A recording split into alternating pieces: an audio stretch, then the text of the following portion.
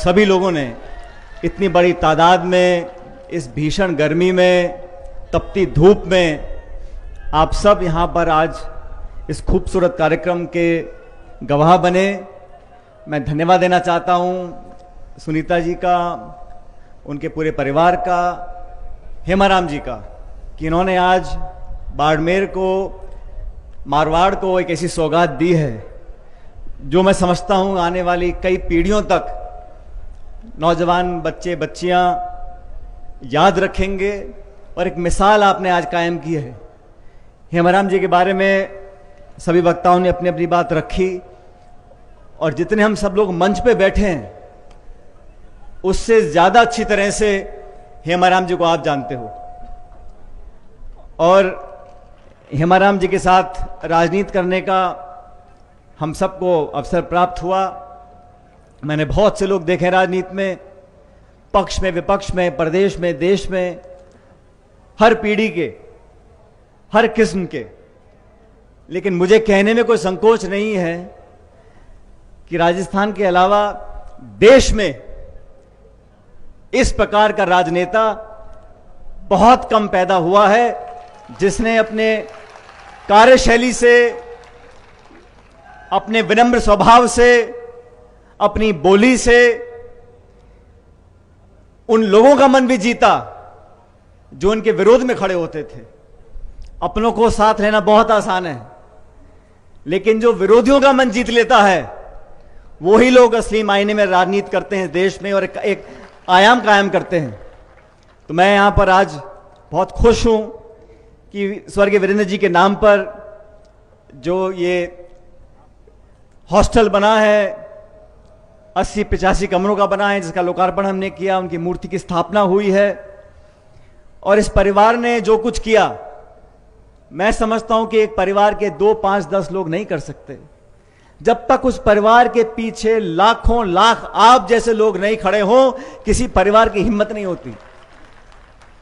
हम सब दान पुण्य करते हैं, हम सब अपने घर वालों से प्यार करते हैं, लेकिन सामाजिक चेतना जगाने के लिए, इतिहास कायम करने के लिए जिस संकल्प शक्ति की जरूरत होती है वो आप लोगों की प्रेरणा से आता है। इस लोकतंत्र में जनता की ताकत को हम लोग आंकते हैं सिर्फ मतदान के दिन।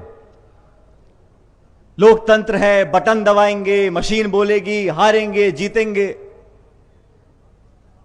लेकिन लोकतंत्र में आवाम की जो ताकत है वो लगातार 5 साल तक काम करती है। और इस देश की राजनीति में भावना और जज्बात बहुत महत्वपूर्ण है। यह बात मैं इसलिए कह रहा हूं क्योंकि हेमाराम जी ने एक नौजवान बेटा अपना खोया, मैंने कम उम्र में अपने पिताजी को खोया। लेकिन उस चुनौती के समय में जनता का सहायता, संबल, सहयोग, प्यार और आशीर्वाद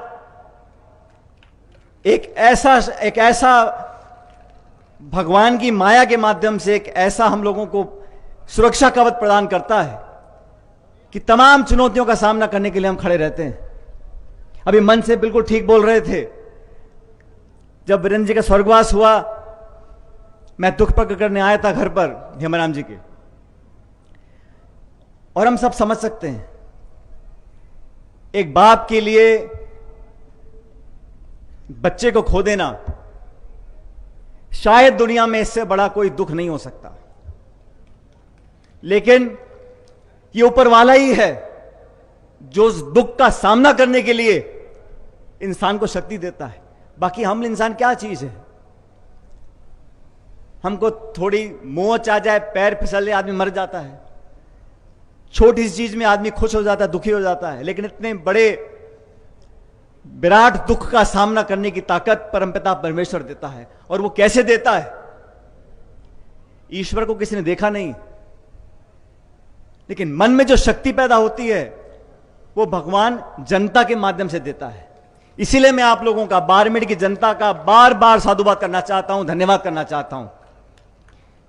साथियों, इतने बड़ा हादसा होने के बाद स्वाभाविक रूप से हेमाराम जी ने कुछ समय तक सामाजिक मिलना जुलना, राजनीतिक गतिविधियां कम कर रखी थी।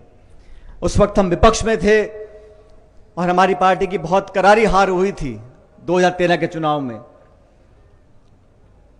15 में, 16 में, 17 में धीरे धीरे मैंने कई बार निवेदन किया हेमाराम जी को, और उस वक्त मैं कांग्रेस पार्टी का अध्यक्ष था। तो अध्यक्ष के नाते मैं हेमाराम जी से उम्र में बहुत कम, मेरी उम्र बहुत कम है उनसे, लेकिन मैं अध्यक्ष था। तो मैंने उनको निर्देशित किया, मैंने कहा आपको जयपुर आना पड़ेगा। तो हेमाराम जी मना तो करते नहीं फोन पे, हाँ हाँ करके रख दिया फोन। मैं जोधपुर गया घर पे, और अगले दिन मैंने एक जयपुर में एक मीटिंग रखी थी सभी वरिष्ठ नेताओं की। तो मैंने कहा मैं जोधपुर से कार से जा रहा हूं, अब मेरे साथ चलिएगा। उन्होंने कहा आज मैं जा नहीं पाऊंगा, कुछ उन्होंने बात बताई। तो मैंने कहा कल मीटिंग आपको आना है। तो हेमाराम जी का मैं आ जाऊंगा। अब 2 साल से अपने घर से निकले नहीं थे, तो मुझे विश्वास ही नहीं हुआ। मैंने कहा आप नहीं आने वाले हो। उन्होंने कहा मैं आपको वचन देता हूं, मैं कल आ जाऊंगा जयपुर।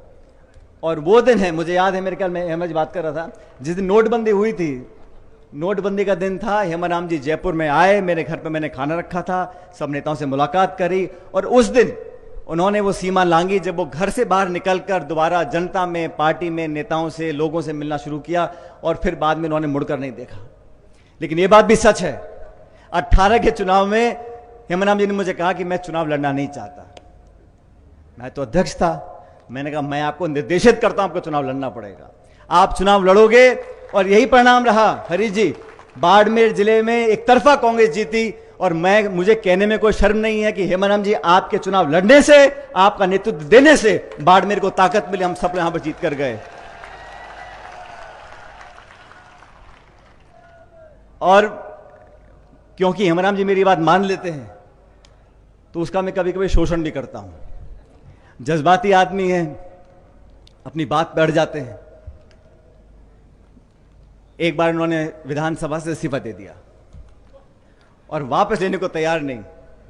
सबने बहुत बार कहा यहां वहां, लेकिन फिर मैंने घर बुलाकर इनको हाथ जोड़कर निवेदन किया। मैंने कहा हमारी सरकार है, आप अपना इस्तीफा वापस लो। और मैं धन्यवाद करना, आज इस मन से मैं आपका धन्यवाद करना चाहता हूं कि आपने मेरी बात को स्वीकार कर कर वो इस्तीफा वापस लिया। और आज भी कोई पद का, सत्ता का कोई लालच नहीं है। आपने देखा बहुत साधारण जीवन इनका है, और जीवन शैली ऐसी है कि हर व्यक्ति अपने से इनको संबंधित कर सकता है। लेकिन आप सबके खातिर, हम सब के आग्रह पर इन्होंने आज हमारी सरकार के अंदर मंत्री पद संभाला हुआ है। तो इन्होंने जो बीड़ा उठाया उसको आज अंजाम दिया। आप सब लोगों के सामने इतना बड़ा स्वर्गीय वीरेंद्र जी के नाम पर एक हॉस्टल बना है, एक मूर्ति यहां पर लगी है, और जिस प्रकार से, जिस आधुनिक सोच के साथ इसकी स्थापना हुई है, मैं समझता हूं बहुत लंबे अरसे तक हजारों हजार बच्चों को सही रास्ता दिखाएगा। और राजस्थान और देश में अगर आगे विकसित होना है तो 2 रास्ते हैं, किसानी और पढ़ाई, और फिर कमाई। और हम सब लोग जो ग्रामीण क्षेत्र में रहते हैं, जो मध्यम वर्ग के लोग हैं, जो पिछड़े हैं, दलित हैं, आदिवासी हैं, अगड़े हैं, जैसे भी हैं, हम सबको अगर हम किसानी करेंगे, हमारे बच्चे पढ़ेंगे, बच्चे पढ़ लिख कर, स्वर्गीय पायलट साहब कहा करते थे हमेशा, जब किसान का बच्चा, गरीब का बच्चा, गांव ढाणी में रहने वाला बच्चा, और वो सारे बच्चे बच्चियां पढ़ लिख कर उन तमाम कुर्सियों पर नहीं बैठ जाते जहां से देश और प्रदेश की नीतियां बनती हैं, तब तक ये देश विकास नहीं कर सकेगा। और हरीश जी आपने जो बात बोली आज मन से, मैं पूरा समर्थन आपका करता हूं। लेकिन आज संघर्ष क्यों करना पड़ता है? आज अपने हक अधिकार को जो संविधान कानून में लिखा है उसको लेने के लिए भी हमको आग्रह क्यों करना पड़ता है? हमको तमाम चुनौतियों का सामना क्यों करना पड़ता है? क्योंकि उन तमाम कुर्सियों पर जब गरीब और किसान के बच्चे बैठ जाएंगे तो हमें कभी झेलना नहीं पड़ेगा, हमारे काम अपने आप हुआ करेंगे। 2%, 5%, 6%, ये सब आंकड़ों के जाल में लोगों को फंसाकर तमाम विसंगतियां पैदा कर कर जो रुकावटें पैदा होती हैं। और हम 36 कौम के सभी लोग, इसमें कोई जाति बिरादरी की बात नहीं है, लेकिन जो व्यक्ति, जो बच्चा और बच्ची गांव में रहा पला बड़ा है, उसको मालूम है क्या चुनौतियां हैं किसानी में, कब दिक्कत बीज लेने में आती है, खाद डालने में आती है, पानी लगाने में आती है, फसल बेचने में आती है। जिसको जानकारी नहीं है किस संघर्ष से बच्चा पढ़ाई कर पैदा होने के बाद मेहनत कर पढ़ाई कर आगे बढ़ता है, जिसको उसकी कल्पना नहीं है, वो समस्याओं का समाधान नहीं कर सकता। आज हमारे बच्चे जब पीड़ित होते हैं, क्या हमको दुख नहीं होता?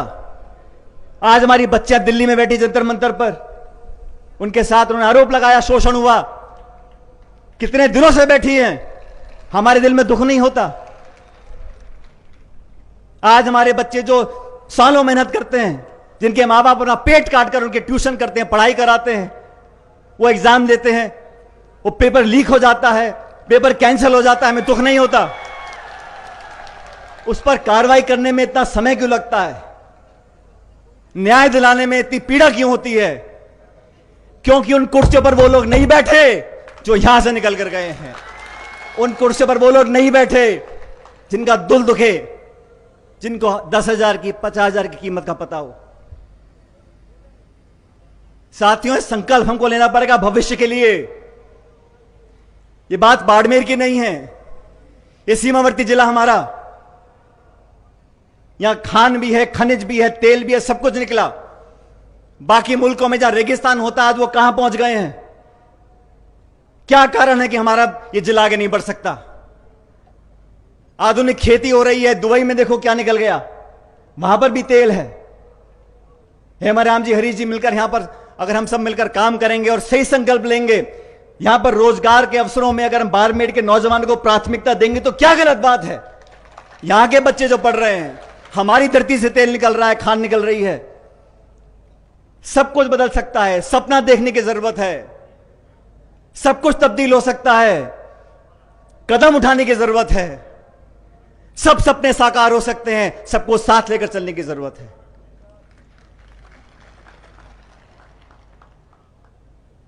नौजवानों का यह देश, नौजवानों का यह प्रदेश, नौजवानों की ऊर्जा, इनकी संकल्प शक्ति, इनकी ताकत, इनका देह, ये किसी के मोहताज नहीं है। अवसर चाहिए, प्रतिस्पर्धा बराबर की हो। बाड़मेर का यहां का नौजवान लड़का लड़की दुनिया के किसी देश के लड़के लड़की के साथ प्रतिस्पर्धा कर सकते हैं। मौका तो मिले, अवसर तो मिले, बराबरी की लाइन में तो खड़ा कर देखें, और फिर देखो हमारे बच्चे कहां तक पहुंच सकते हैं। नौजवानों को मौका देने की जरूरत है, उन पर विश्वास करने की जरूरत है। और इस वीरेंद्र धाम से मैं चाहता हूं ऐसे नौजवान बच्चे निकल कर जाएं, अगले 5, 10, 20 सालों के अंदर कलेक्टर बने, एसपी बने, राजनेता बने, बड़े बड़े उद्योगपति बने, ताकि इस जिले का, इस क्षेत्र का, आप सबका हमारा नाम रोशन हो सके। साथियों, समय किसी के लिए रुकता नहीं है, और मुझे खुशी है आज ओला साहब ने हम सबके हाथ खड़े करवाए, और हेमाराम जी ने मुझे कहा कि सुनीता ने भाषण दे दिया, स्वागत भाषण, आप लोग बोल लो, मैं आज भाषण दे नहीं पाऊंगा। और उन्होंने कहा मैं बहुत भावुक हो जाता हूं। मैंने कहा हेमाराम जी, ये सब लोग यहां पर आज आपकी 2 लाइन सुनने के लिए आए हैं, और मेरे बाद मैंने भी इनको निवेदन किया है, यहां आपसे बोलेंगे, राम राम करेंगे, आपका धन्यवाद करेंगे, क्योंकि हेमाराम जी संकोच करने वाले व्यक्ति हैं, थोड़ा बहुत इनको हमें धक्का देना पड़ता है। और आने वाला समय आप सबका समय है। आने वाले समय में तमाम संभावनाओं को हमें कामयाब करना है। जो कुरीतियां हमारे अंदर हैं, आज देश प्रदेश में कहीं लूटपाट होती है, भ्रष्टाचार होता है, उसके खिलाफ हमें आवाज बुलंद करनी पड़ेगी। मैंने भ्रष्टाचार के खिलाफ आवाज बुलंद करी। हो सकता है किन्हीं लोगों को बात पसंद नहीं आई हुई, लेकिन मुझे कोई परवाह नहीं है।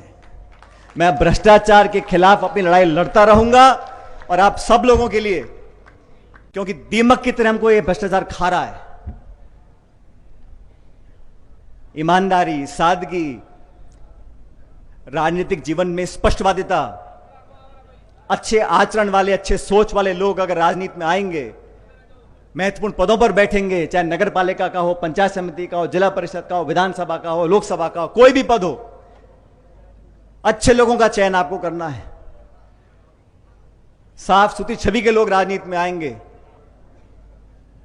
और मुझे दोबारा कहने में कोई संकोच नहीं है, इतना लंबा समय हेमराम जी का हो गया राजनीति में, मंत्री रहे, विधायक रहे, नेता प्रतिपक्ष रहे, तमाम पदों पर रहे, लेकिन इनका सफेद दामन, उस पर एक भी छींटा कीचड़ का आज तक लगा नहीं है। ये कोई छोटी बात नहीं है, क्योंकि आरोप लगाना बड़ा आसान है, लेकिन आरोप लगाने वाले भी देख के आरोप लगाते हैं, कहां पे चिपकेगा कहां पे नहीं चिपकेगा।